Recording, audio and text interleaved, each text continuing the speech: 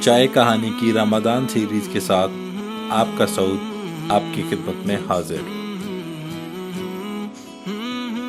سیرت خاتم الانبیاء حضرت محمد مصطفیٰ صلی اللہ علیہ وآلہ وسلم، چیپٹر 6، حلیمہ سعدیہ رضی اللہ تعالیٰ عنہ کی گود میں۔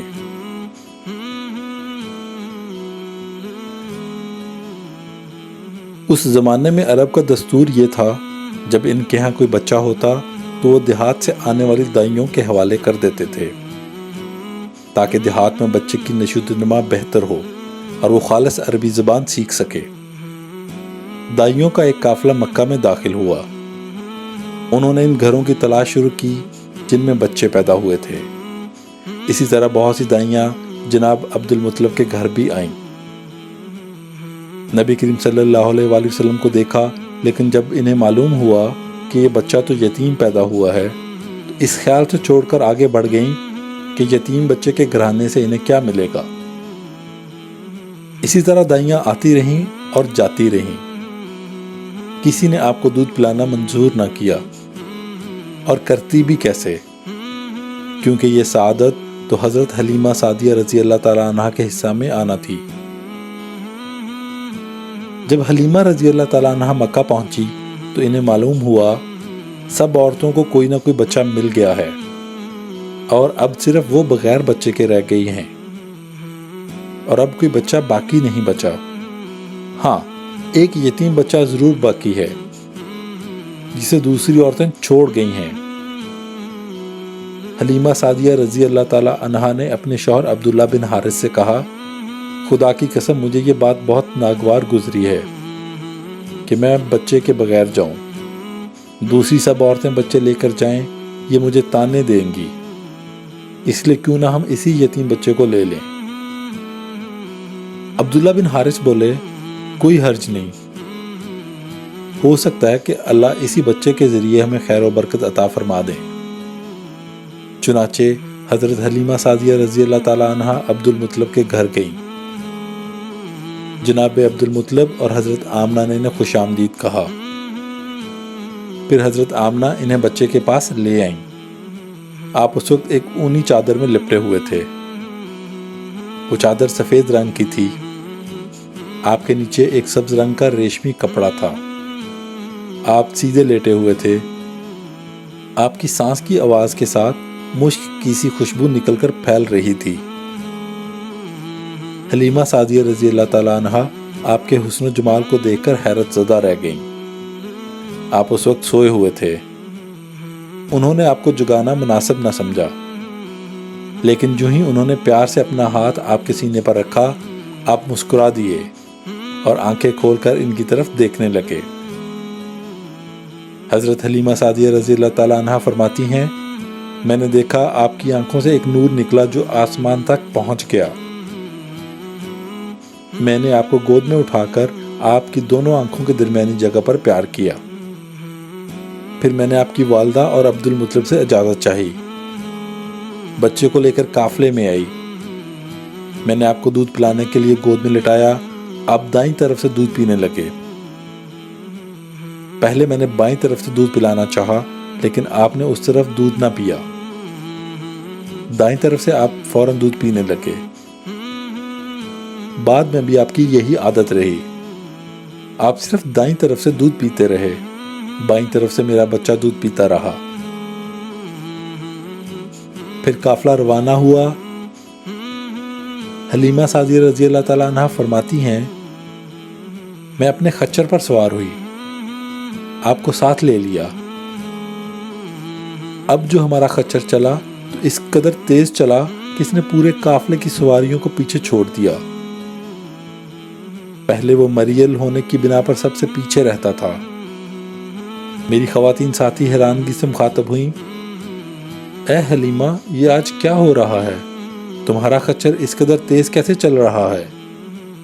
کیا یہ وہی خچر ہے جس پر تم آئی تھی اور جس کے لیے ایک ایک قدم اٹھانا مشکل تھا؟ جواب میں نے کہا، بے شک یہ وہی خچر ہے، اللہ کی قسم اس کا معاملہ عجیب ہے۔ پھر یہ لوگ بنو سعد کی بستی میں پہنچ گئے۔ ان دنوں یہ علاقہ خشک اور قحط زدہ تھا۔ حلیمہ سعدیہ رضی اللہ تعالیٰ عنہا فرماتی ہیں، اس شام جب ہماری بکریاں چر کر واپس آئیں تو ان کے تھن دودھ سے بھرے ہوئے تھے، جبکہ اس سے پہلے ایسا نہیں تھا۔ ان میں سے دودھ بہت کم اور بہت مشکل سے نکلتا تھا۔ ہم نے اس دن اپنی بکریوں کا دودھ دھویا تو ہمارے سارے برتن بھر گئے، اور ہم نے جان لیا کہ ساری برکت اس بچے کی وجہ سے ہے۔ آس پاس کی عورتوں میں بھی یہ بات پھیل گئی۔ ان کی بکریاں بدستور بہت کم دودھ دے رہی تھیں۔ غرض ہمارے گھر میں ہر طرف ہر چیز میں برکت نظر آنے لگی۔ دوسرے لوگ تعجب میں رہے۔ اسی طرح 2 ماہ گزر گئے۔ 2 ماہ میں ہی آپ چلنے پھرنے لگے۔ آپ 8 ماہ کے ہوئے تو باتیں کرنے لگے، اور آپ کی باتیں سمجھ میں آتی تھی۔ 9 ماہ کی عمر میں آپ بہت صاف گفتگو کرنے لگے۔ اس دوران آپ کی بہت سی برکات دیکھنے میں آئیں۔ حلیمہ سعدیہ فرماتی ہیں، جب میں آپ کو اپنے گھر لے آئی تو بنو سعد کا کوئی گھرانہ ایسا نہ تھا جس سے مشک کی خوشبو نہ آتی ہو۔ اس طرح سب لوگ آپ سے محبت کرنے لگے۔ جب ہم نے آپ کا دودھ چھڑایا تو آپ کی زبان مبارک سے یہ الفاظ نکلے، یعنی اللہ تعالیٰ بہت بڑا ہے، اللہ تعالیٰ کے لیے بے حد تعریف ہے، اور اس کے لیے صبح و شام پاکی ہے۔ پھر جب آپ صلی اللہ علیہ وآلہ وسلم 2 سال کے ہو گئے تو ہم آپ کو لے کر آپ کی والدہ کے پاس آئے۔ اس عمر کو پہنچنے کے بعد بچوں کو ماں باپ کے حوالے کر دیا جاتا تھا۔ ادھر ہم آپ کی برکات دیکھ چکے تھے، اور ہماری آرزو تھی کہ ابھی آپ کچھ اور مدت ہمارے پاس رہیں۔ چنانچہ اس بارے میں آپ کی والدہ سے بات کی۔ ان سے یوں کہا، آپ ہمیں اجازت دیجئے کہ ہم بچے کو 1 سال اور اپنے پاس رکھیں۔ میں ڈرتی ہوں کہیں اس پر مکہ کی بیماریوں اور آب و ہوا کا اثر نہ ہو جائے۔ جب ہم نے ان سے بار بار کہا تو حضرت آمنہ مان گئیں، اور ہم پھر آپ کو اپنے گھر لے آئے۔ جب آپ کچھ بڑے ہو گئے تو باہر نکل کر بچوں کو دیکھتے تھے۔ وہ آپ کو کھیلتے نظر آتے، آپ ان کے نزدیک نہ جاتے۔ ایک روز آپ نے مجھ سے پوچھا، امی جان کیا بات ہے، دن میں میرے بہن بھائی نظر نہیں آتے؟ آپ اپنے دودھ شریک بھائی عبداللہ اور بہنوں انیسہ اور شیمہ کے بارے میں پوچھ رہے تھے۔ حلیمہ رضی اللہ تعالیٰ عنہ فرماتی ہیں، میں نے آپ کو بتایا وہ صبح سویرے بکریاں چرانے جاتے ہیں، شام کے بعد گھر آتے ہیں۔ یہ جان کر آپ نے فرمایا، تب مجھے بھی ان کے ساتھ بھیج دیا کریں۔ اس کے بعد آپ اپنے بھائی بہنوں کے ساتھ جانے لگے۔ آپ خوش خوش جاتے اور واپس آتے۔ ایسے میں ایک دن میرے بچے خوف زدہ انداز میں دوڑتے ہوئے آئے اور گھبرا کر بولے، امی جان جلدی چلیے، ورنہ بھائی محمد صلی اللہ علیہ وآلہ وسلم ختم ہو جائیں گے۔ یہ سن کر تو ہمارے تو ہوش اڑ گئے۔ دوڑ کر وہاں پہنچے تو ہم نے آپ کو دیکھا، آپ کھڑے ہوئے تھے، رنگ اڑا ہوا تھا، چہرے پر زردی چھائی ہوئی تھی، اور یہ اس لیے نہیں تھا کہ آپ کو سینہ چاک کیے جانے سے کوئی تکلیف ہوئی تھی، بلکہ ان فرشتوں کو دیکھ کر آپ کی یہ حالت ہوئی تھی۔ حلیمہ سعدیہ رضی اللہ تعالیٰ عنہ فرماتی ہیں، ہم نے آپ سے پوچھا کیا ہوا تھا؟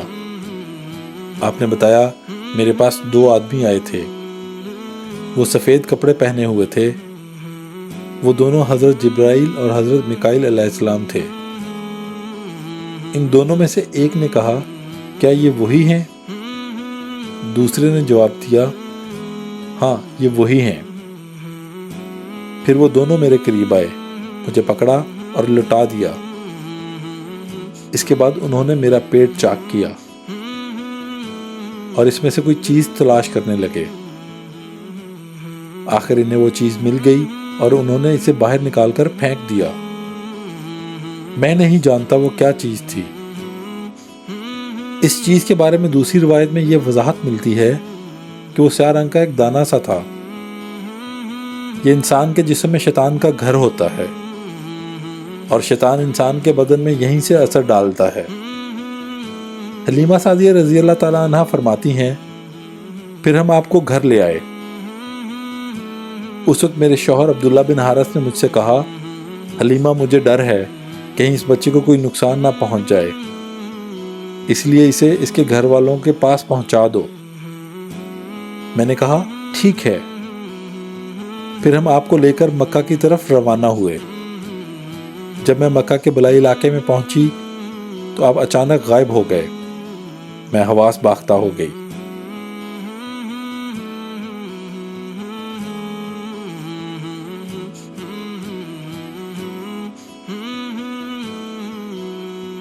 ایک چھوٹی سی کاوش آپ کے اپنے سعود کی طرف سے۔ اللہ تعالیٰ سے دعا ہے کہ اللہ تعالیٰ ہماری اس کاوش کو قبول فرمائے۔ اگر آپ کو پسند آئے تو ہمارا YouTube چینل ضرور سبسکرائب کریں۔